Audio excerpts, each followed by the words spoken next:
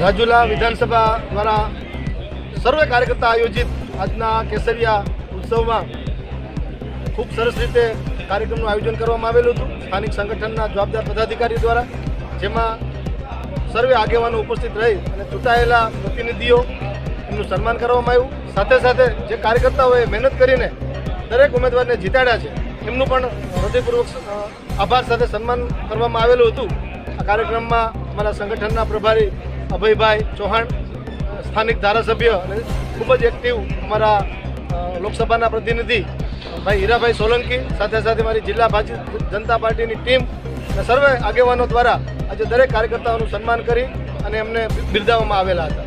અને નવરચિત તાલુકા પંચાયત અને જિલ્લા પંચાયતના સર્વે લોકપ્રતિનિધિઓને પણ સન્માનિત કરીને એમની આગળની જે જવાબદારીઓ છે એ બાબતની શુભકામનાઓ પાઠવવામાં આવી હતી.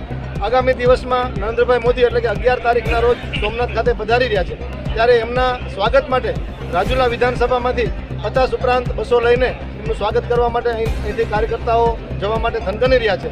ત્યારે આજના કાર્યક્રમમાં ઉપસ્થિત દરેક કાર્યકર્તાઓનું સન્માન સાથે આભાર વ્યક્ત કરવામાં આવેલો હતો.